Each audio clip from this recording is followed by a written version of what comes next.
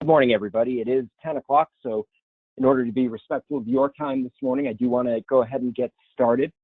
Just a couple of quick housekeeping items for today's call. I'm going to try and keep everybody on mute. The reason for this is not that we don't want your questions, simply with the number of people that are logged into today's meeting, it would kind of become unwieldy if everybody was talking and asking questions at once. So throughout the presentation, I am going to keep everybody on mute. I would also ask that if you're calling in, if you're on your computer, you mute yourself as well. That way it'll cut down on background noise and make the presentation easier for everybody to hear. I do appreciate that. I do have the chat feature that I will be looking at throughout the webinar and then taking some questions at the end. So if you do have questions about anything that we talk about today, if there's something else that you'd like addressed, feel free to use the chat feature to do that. You can also email me. I have my email address up on the screen.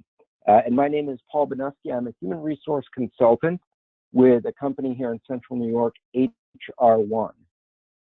HR1 has been working in human resources going back to the mid-1980s. We have a long track record of helping employers and their employees deal with some of the most pressing human resource needs that they have.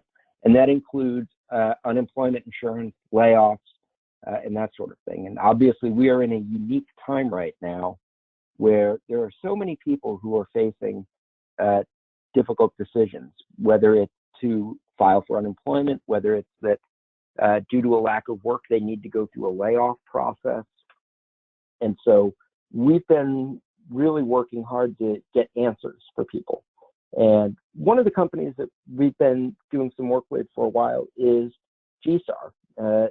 We work with all types of organizations, including nonprofits. And so GSAR has been a terrific partner for us, and we wanted to provide this informational session to GSAR members to help you understand some of the laws and regulations regarding things like unemployment and how to apply for benefits, that sort of thing. We know this is a difficult time for many people, and so this is a service that we wanted to make sure we were providing to GSAR's members.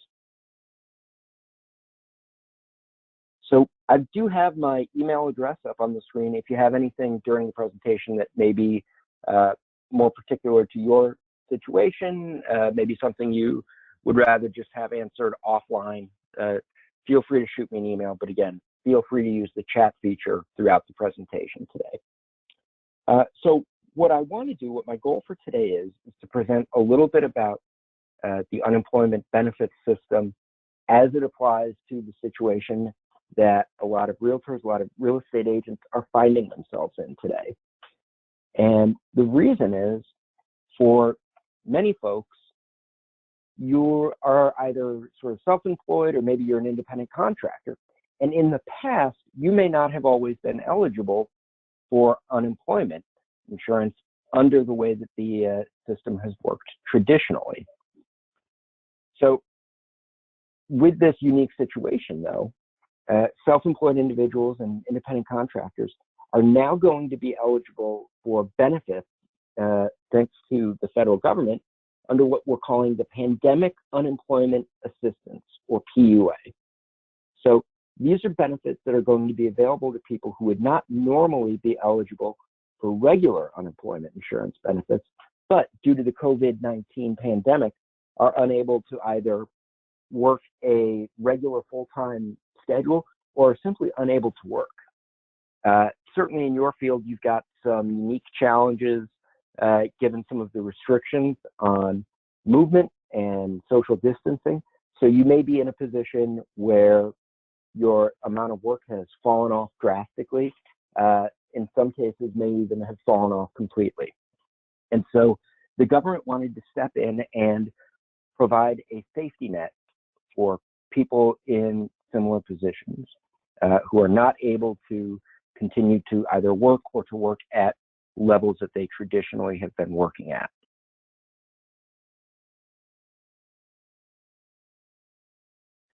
So let me talk a little bit about this PUA, this Pandemic Unemployment Assistance.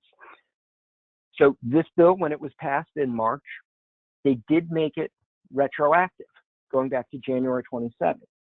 So if the pandemic started to affect your work as early as January 27th, you can apply for this benefit. And right now, it is set to go through the end of this year. We've all been watching the news. We've all seen maybe some different projections on when things may begin to return to normal. So for right now, the plan is these benefits will sort of sunset at the end of this year. It is possible, certainly, that that could be extended, but right now it is for the period covering January 27th through the end of the year. So the rates, how do they figure out the benefits? Well, the rates are calculated quarterly by the U.S. Department of Labor, and they're based on 50% of the average weekly benefit amount per state. So for New York, what that means for you, if you are in this category, that means if you file for unemployment assistance that covers that period from January 1 to March 31st, the first quarter, the minimum benefit is going to be $172 per week. The maximum benefit is $504 per week. If you're applying for benefits covering the second quarter, what we're in right now, the minimum benefit is $182 per week. And the maximum benefit, again, $504 per week. What that amount will be for the third and fourth quarters, we don't know yet. Again, that will be sort of figured out by the Department of Labor and whatever the state average weekly benefit amount is. So my guess is it is likely to probably go up, but there is no final number yet. We get a lot of questions. Well, what if I'm still sort of working part-time? So this unemployment assistance is still available even if you are working part-time. So the way they figure that out is they count days of work per week. So it's a little strange for some people to wrap their heads around the idea. But if you're working less than 4 days per week, and you earn $504 or less, you may receive partial benefits. So every day or part of a day that you work will cause your weekly benefit rate to drop. So the example we've got up here, if your weekly benefit rate is $200 and you're working 3 days and you earn less than $504 per week, you may receive $50 in benefits. If it's 2 days a week that you're working, it may be $100 in benefits. If you're only working 1 day a week, you may receive $150 in benefits. So the note we have here, in order to maximize your benefits, if you are still working part-time, try and compress that schedule as much as you can. The more compressed it is, the higher the benefit level you may be eligible for. I saw a great question coming in, and I'm going to ask that you let me address that in a little bit, because that question is coming up regarding the $600 per week.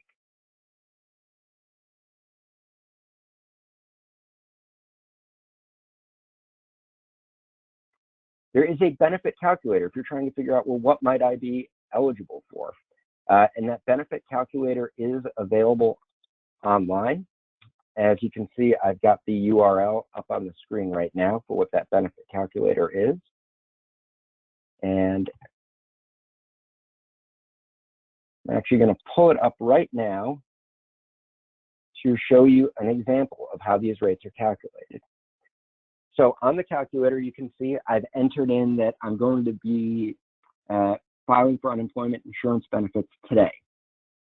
And you have an opportunity to put in your gross earnings before taxes and other deductions in for what they call the base period or the alternate base period.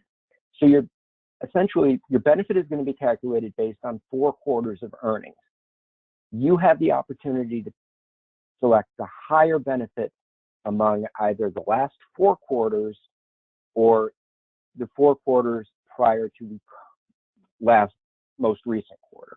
So as you can see here, you've got the basic base period is the last 4 quarters, and the alternate base period is sort of the 5 most recent, excluding the most recent. Let me highlight here. What does this mean? So if you've got your benefits are fluctuating, then the average weekly benefit using the basic base period is only $242 per week based on the earnings we entered above. The alternate base period would give you a greater amount of benefit. So in that case, you would want to use the alternate base period. This is all going to depend on your earnings and what works out better for you. Now, if you've got a pretty stable income per quarter, then it probably is not going to be too much different between the base period and the alternate base period. For people who are salaried, we tend to see that distinction doesn't matter as much. But if you're earning commission, that could fluctuate. As people in the real estate business know, there are some months where you're going to earn more commission than other months. And so you do want to make sure you're getting the better benefit rate between the basic and the alternate base period.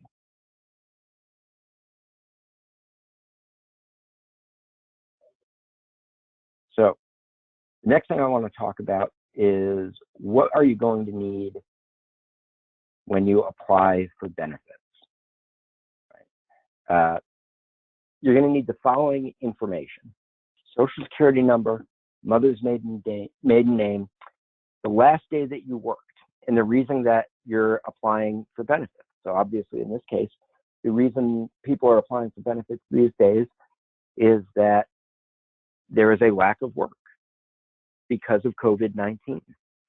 Finally, you're going to need your banking information. And there are 2 ways that unemployment benefits are paid out. One is that they will make direct deposits to your bank account, so you can sign up for the direct deposits, or the state will issue you a debit card with the benefit, and they'll refill that debit card each week that you claim benefit. Let me give a word of warning. You've probably heard this on the news. Because of COVID-19 and because of all of the different businesses and organizations that are either having to lay people off or people are finding themselves without work, the unemployment system in New York State has been overwhelmed. So the state is making some efforts to catch up to be able to process claims in an orderly manner. So they've instituted a system where they're asking people to file based on the first letter of their last name. So it's important to note, whenever you file will not affect your benefit. What they're looking for is what was the last day that you worked. That's sort of the important figure right there. So if your last name starts in the letter A to F, they'd like you to file on Mondays to reduce the burden on the system. For last names starting with G through N, file on Tuesday. O through Z, file on Wednesday. If you miss one of those filing days, Thursday and Friday are the days they'd like you to do that. I saw a comment pop up. Someone said they're having trouble getting through on the New York State phone system. Unfortunately, that's what we've been hearing consistently, that the state is being burdened. So if you can file online, that is the better option than filing via telephone. They've also, I know some other people have shared that they've been that the website has kicked them out while they were halfway through. I certainly understand that it's a frustrating experience. I know the state is trying to correct that. Unfortunately, right now, the best advice I can give if you are experiencing delays filing, number one, online is going to be a better option than the phone system right now, and simply to be patient with them. They are trying to add some additional resources to that, but just like everybody else, the state government was caught by surprise with this.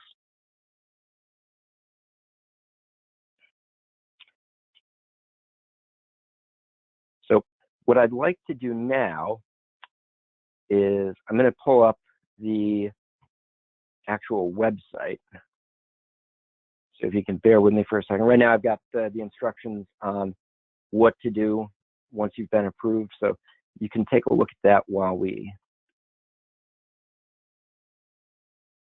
open up the state's website, because there is going to be some specific guidance for folks who are self-employed or in that independent contractor category.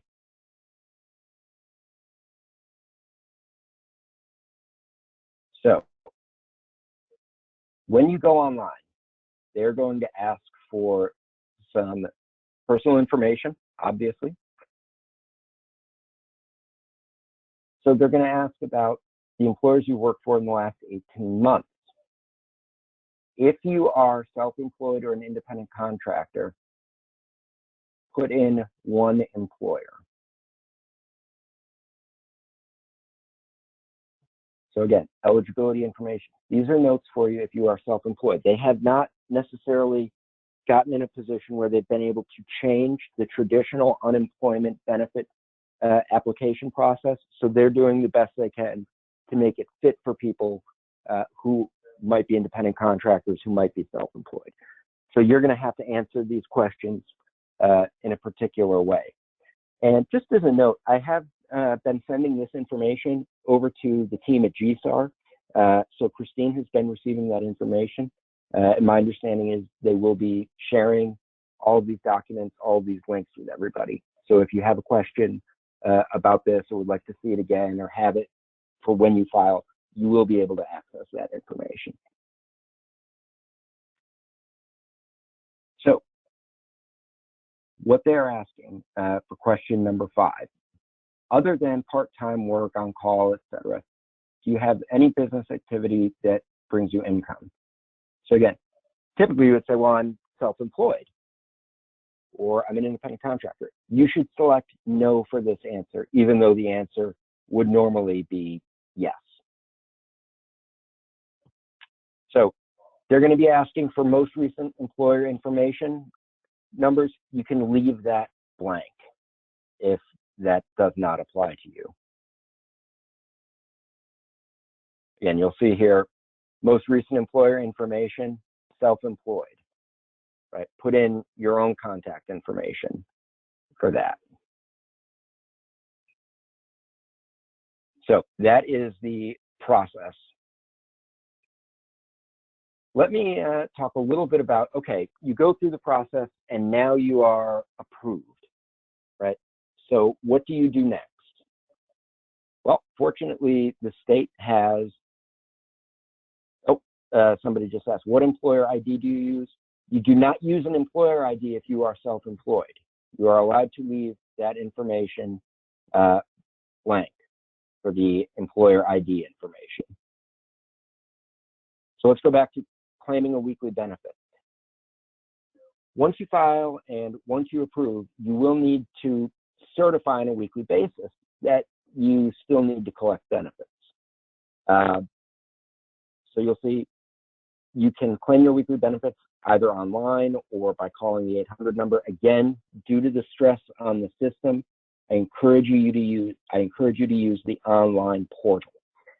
That's going to be the most helpful way to get through. It may not work 100% of the time, but from what we've been hearing from people, it is going to be a more consistent experience than the telephone number. So when you certify, they're going to ask you a certain number, certain questions about the status of your work. And again, so did you refuse any job offers? How many days during the week did you work? These are all things that could potentially impact your benefit.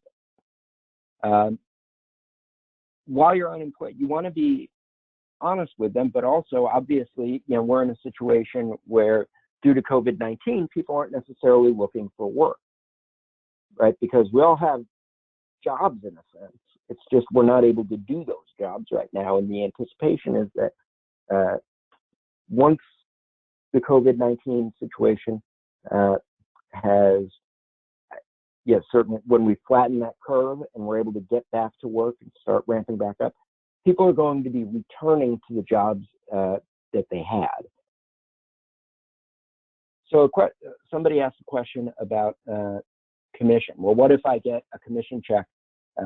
Yeah, you can certainly go through and we'll ask you about other income that you get. That may affect your benefit for that particular week that you get the commission check. But again, if you are not working, continue to use this on the weekly basis. Continue to certify.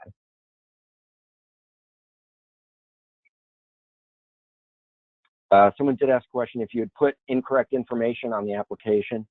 In that case, my understanding is you do need to call the 800 number. I understand it is going to be a frustrating process, but to make corrections to your account, you may need to call the number and speak with a representative. Somebody asked for if they were an independent contractor. So again, what we're hearing right now, and they're trying to adapt the system that was not designed to handle all of these questions. I would follow this guide as closely as you can as an independent contractor, right?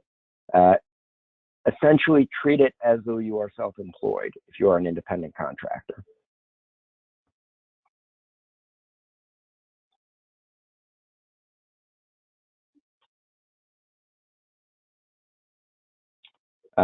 Again, so somebody at one point had asked about the $600 per week. So let me address that.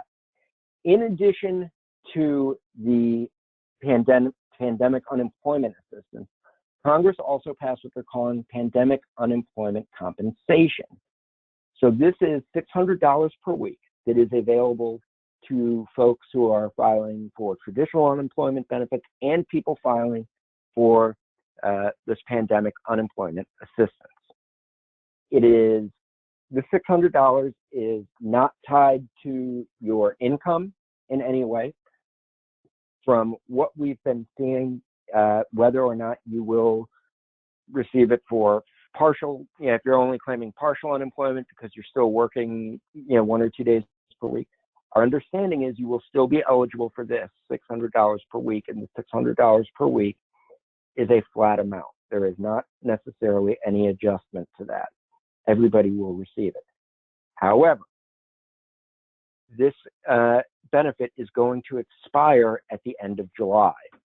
So this will not necessarily be something that if you wait to file for unemployment till the middle of April versus somebody that files right now, the person who waits to file is not going to receive as much from this benefit. So these payments are supposed to begin today or will be effective as of today's date. We've been hearing various things about delays in getting the payments out. So I want to set appropriate expectations here. It could be, if you filed for unemployment today, it could be 3 to 4 weeks before you receive the first benefit payment. You will receive all of the benefit payments that you are entitled to, but it may take a while for those to kick in. Anecdotally, I have heard that if you have previously been in the state unemployment system, those payments may come a little bit quicker. I've also heard that they may come a little bit quicker if you apply for the debit card rather than the direct deposit. So again, that's only anecdotal information that we've been hearing. It may not necessarily reflect the majority of people's experiences.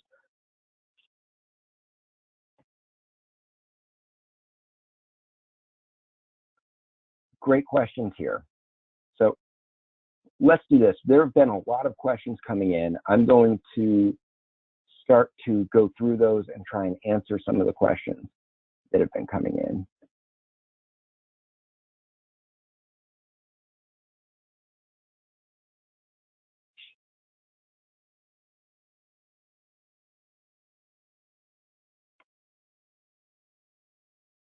Okay, so here's a question. What if you are new and you have no earnings yet?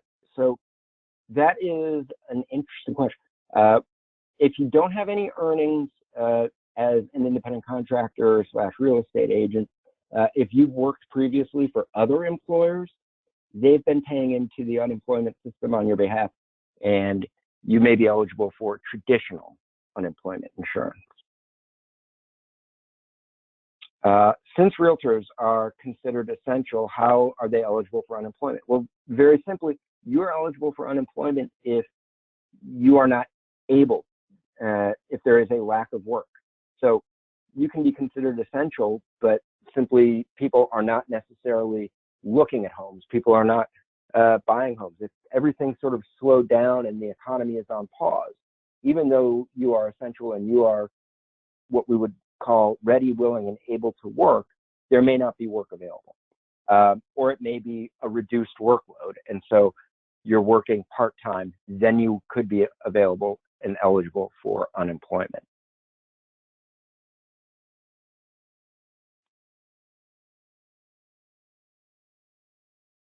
So a couple of questions. Once we file, do we have to reach them by phone for an interview? Once you file online, you have to call in to complete the application. So again, this is a problem that people are facing and that we're all trying to navigate right now. And I know it may not be a satisfying answer, but the state is simply overwhelmed. If you saw the unemployment numbers that have been coming in over the past few weeks, then there may be delays, whatever the exact process is.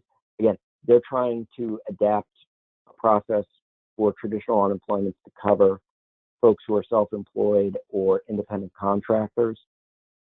So the forms are not perfect. The idea is, and let me pause the screen here and pull up something else that hopefully will shed a little light on the situation.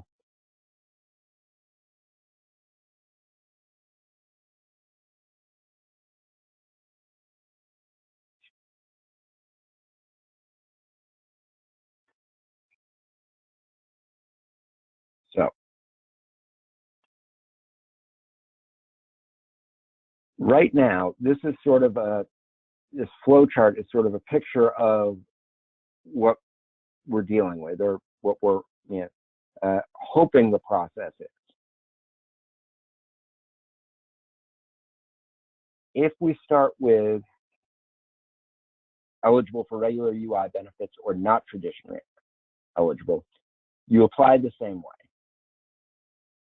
If you are approved for the traditional, you get your traditional, you automatically receive the $600 per week. If you are not eligible for the traditional UI benefit, it says here, apply for pandemic unemployment assistance. What we've been, again, hearing some different things that you may just be approved. They'll say, okay, you don't fit in bucket A, so you're automatically approved for bucket B. There may be some additional things going on. This is a fluid situation.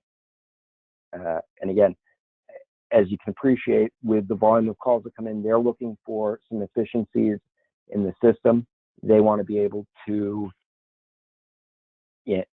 process people as efficiently as possible, but also to put those folks in the appropriate bucket, for lack of a better word. So with both of these forms of unemployment, you have 26 weeks of benefits. And again, that can be retroactive. You can go back, again, on the pandemic unemployment assistance, you can go back to January 27th and start the 26 weeks at that point. Or you could start last week, or you could start today, or you could start next week. Once you exhaust those 26 weeks, the federal government added 13 weeks of additional benefits and that additional $600 per week until July 31st. Question came in. When you go to New York State to apply for unemployment, there's no option for regular or traditional or the PUA? Correct. They want everybody applying through the same portal, and then they are sorting it out on their end. That's why, and I'll pull this up again. There are some particular ways that as an independent contractor, someone who is self-employed, they want you to answer questions, right? So they're going to have you, leave some things blank. They're going to ask you to type in things like self-employed, use your residential address, things along those lines.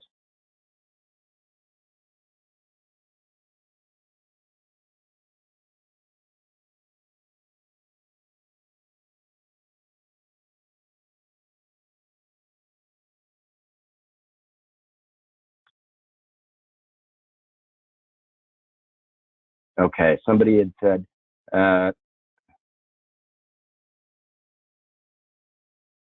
there's some particular questions that people are having that are probably specific to them that I kind of want to sort through some of these and make sure we're answering questions that are going to be applicable to as many folks as possible. So somebody had said, I say that if you wait until the middle of April to apply, you would not receive as much.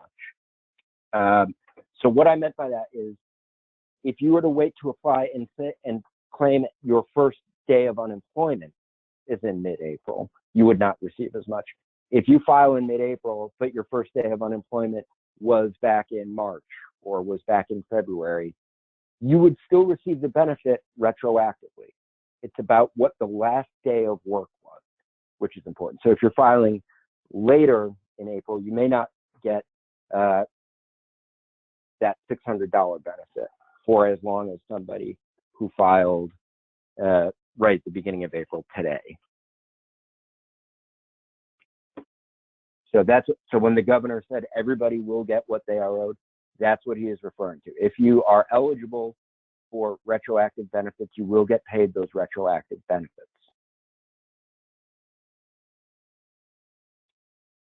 Here's a great question. If you are self-employed, can you qualify for unemployment insurance in addition to PUA? No. You either qualify for traditional unemployment insurance benefits or you qualify for the pandemic unemployment assistance. So if it's essentially the same benefit amount, it's calculated in a very similar way. The difference is the pandemic unemployment assistance is set to expire at the end of this year, and the traditional unemployment program continues. But functionally, there's very little difference other than that expiration.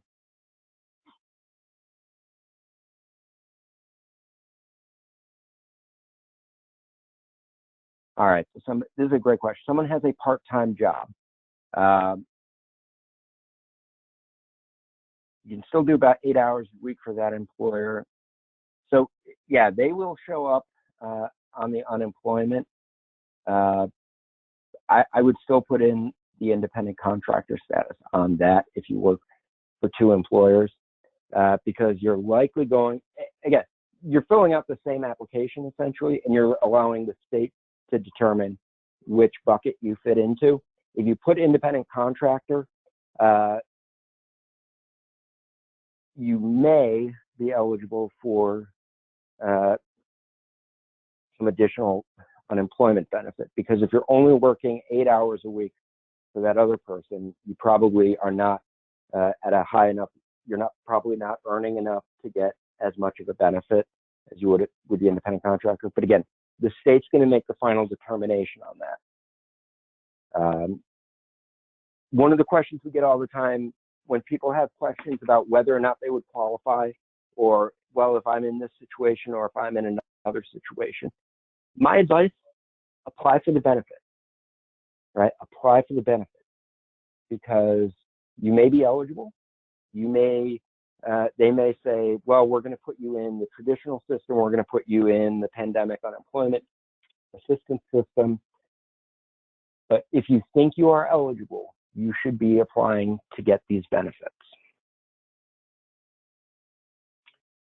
What is the difference between the pandemic unemployment, which expires December 31st, and the $600 that expires July 31st? Great question. So, pandemic unemployment assistance. The best way to think about that is the benefit calculations, the payment system is all the same as traditional unemployment, right? And that will go on through the end of the year. The $600 is sort of a shot in the arm for everybody that the federal government has passed. The $600 is $600 no matter what your other weekly benefit is. The other weekly benefit, the PUA, is very similar to traditional unemployment insurance.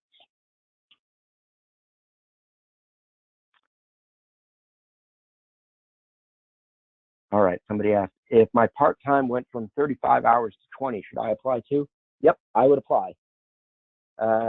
If you have your hours reduced due to COVID-19 and your earnings are below a certain amount, that 504, you are probably eligible for some type of unemployment benefit.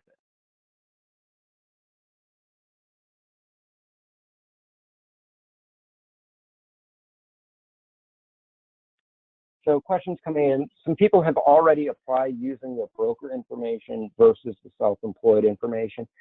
Do you have to apply again using the self-employed information?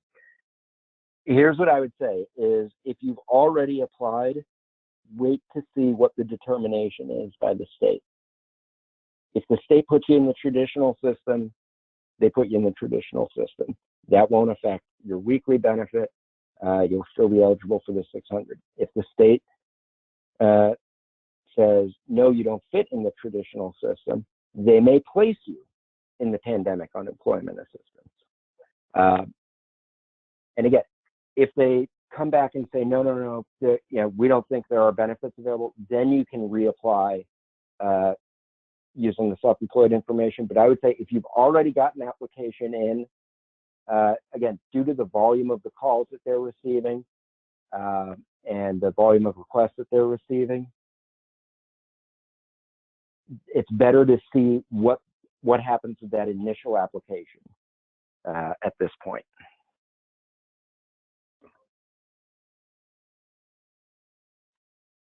$600. So when I say it is for everyone who qualifies for traditional unemployment or the pandemic unemployment assistance, right? So if you are collecting any form of unemployment insurance benefit, whether it's the traditional or the pandemic, then you are eligible. So that when I say everyone, that's what I mean. Everybody collecting some form of unemployment insurance. It's not available to the general public, to folks who are still employed and working.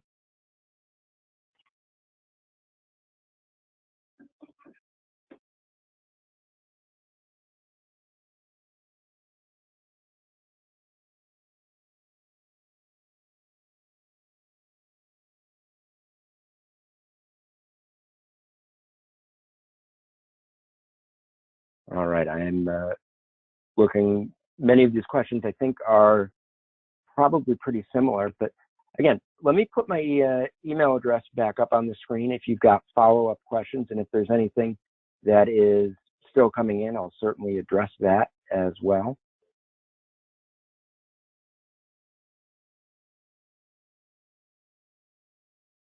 So if you can see there, my email address is up on screen. Please feel free to get in touch with me. Oh, here's a great question. Clarify, to apply for the debit card versus the bank routing information. Yes, so when you apply, if you want to use your bank information to get the direct deposit, then get your routing number available, your account number available. Obviously, if you're going to be requesting the debit card from the state, you don't need that banking information.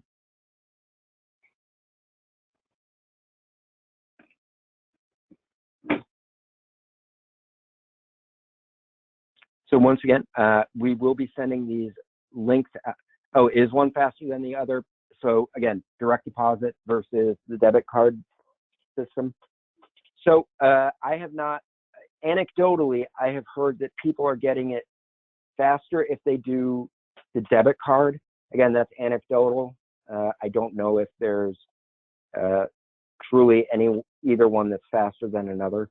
But again, anecdotally, I have heard that the credit card or the debit card is faster anecdotally. Again, there are some benefits and withdrawals to each one. Obviously, if you've got the money going directly into your account, it's there, you know how to use it. It's almost like direct deposit, paycheck. If you are using the debit card, right, if you want to use that for cash, I believe you can use that at cash machines, things like that, but it's a debit card that comes in from the state that they refill. So you've got to hold on to that. You've got to use that debit card if you've already got online banking set up to pay your bills, that sort of thing. The direct deposit may be a better option, but that's a personal financial decision that everyone will have to evaluate and make. Yeah, great question. Work for a realtor is a little bit vague from traditional unemployment. Right, so how are we defining work and qualifying days? So here's what I would say. If you are doing work in the sense of answering phone calls, emails, traditionally the state would consider that work. They would consider it work if you are doing virtual open houses, things along those lines. If you are going to a property to meet a home inspector, that would be work. So again, it's really difficult to define what is and what is not work. I would use your best judgment to claim which days are work days and which days are not. There's not going to be a perfect answer. Again, this is a system that wasn't necessarily set up to handle this, and so we're all sort of feeling our way through. If you work 1 day per week, does your benefit, so essentially, if you work 1 day a week, your benefit will be reduced by 1/4. If you work 2 days a week, your benefit will be reduced by half. If you work 3 days per week, your benefit will be reduced by 75%. So again, how you're counting work is very important. Do you have to break your income down by quarter? Yes. Break your income down by quarter, and you're going to use 4 quarters to determine the base period or the alternate base period. That will essentially be your earnings. So are you using the 4 most recent quarters to determine your earnings, or are you using skipping the most recent and using the 4 before that to determine your earnings? One may or may not yield you a higher benefit. You can go to that benefit calculator.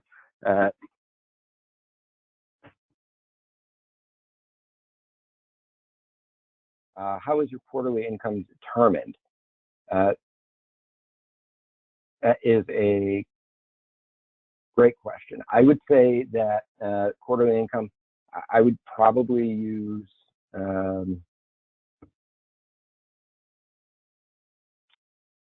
I would essentially go for the check date, I would imagine. But I will get some clarification on that. If this person can email me with my email up on the screen, I will take a look. So somebody just asked, they faxed in 5 quarters of earnings, but they didn't ask what 4 you wanted to use. My guess is they'll probably just give you the higher amount. That's typically the practice. But if you want to challenge that, you can once you get the confirmation that you've been approved. If you want to say, no, you used the wrong one, you can challenge that. There is an appeal process. Again, during this time, it could take a while to process an appeal, but there is an appeal process. So am I saying that you can apply online only without having to do a call also? I don't know.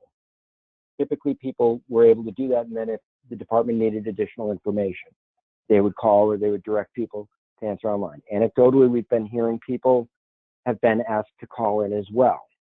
So this is a very different situation. Start with the online application, is what I'll say. Start online. The state has been saying that you can do either, but we've also been hearing some people say they've been asked to call in as well.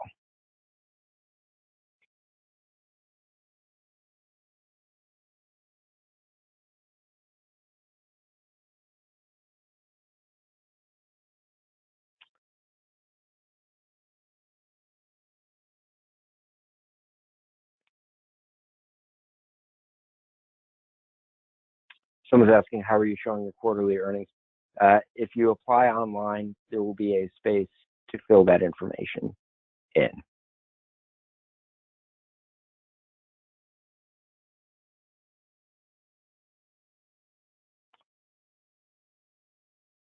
Is attending meetings or webinars considered work? Again, is it compensable time? Is sort of the question. If you are doing this for your own, sort of self-interest, then no, I would say this would not count as work. If you're doing a webinar or a meeting with a potential client, then it could potentially be considered work. Again, what if you just work an hour or two a day? Again, the state would count that as a work day. Having said that, these are not sort of traditional times. The State Department of Labor is not only struggling to process all of the claims, the reality is they're probably going to struggle to check up and verify that every day somebody, was working or not. So if you worked for an hour a day and didn't count it, your odds of being caught on that at this point are probably very low. But traditionally, the state would consider that a day worked.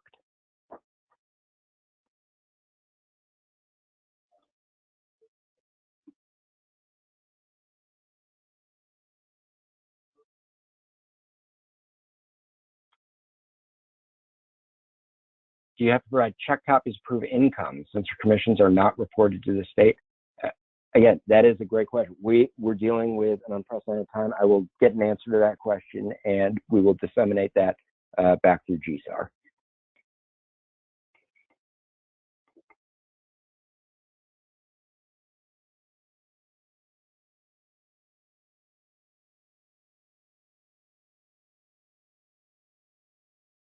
Someone was asking for the information on what you need to apply.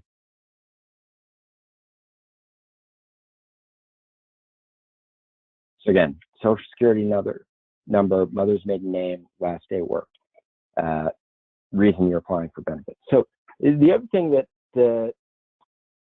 I want to let everybody know that this is what they're looking for when you're applying online is they're asking you to set up an account with New York State.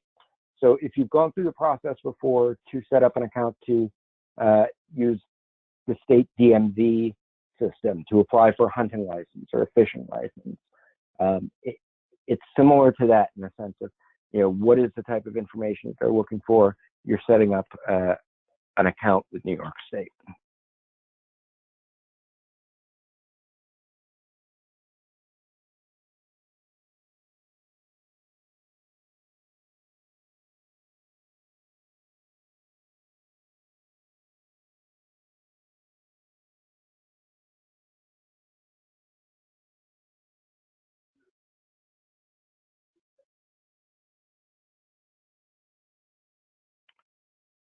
All right. Well, thank you, everybody. Want to be respectful of your time. Again, any follow-up questions,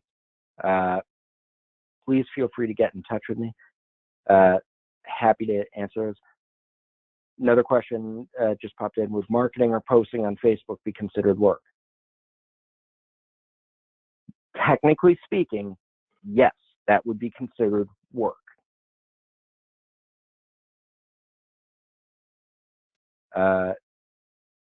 Anything that you're doing to advance the business, promote yourself, try and close sales, would traditionally be considered work. But again, this is not a traditional time. So if you spent 5 minutes on a Facebook post and then didn't claim any work that day, would the state challenge that? I don't know that they would have the capacity to challenge that. Okay, still confused by the days of the week. UI only considers 4 of them, but so essentially, if you work more than 4 days a week, New York State says you are not eligible for unemployment. If you work more than 4 days in a 7-day week, you are not eligible for unemployment, no matter what your earnings are, and no matter how much work was done in those days. Someone asked if a transcript of this meeting is going to be available. We attempt to record every webinar we do. Hopefully that conversion process works. So short answer is yes, we record the meetings, and we will be providing that information to GSAR with the one technical caveat that, if there's something that goes wrong with the recording, that will not be available.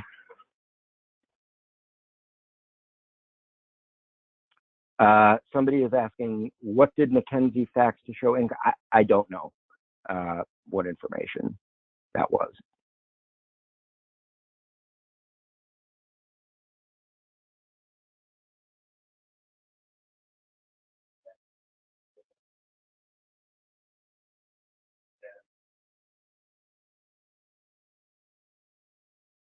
All right, thank you, everybody.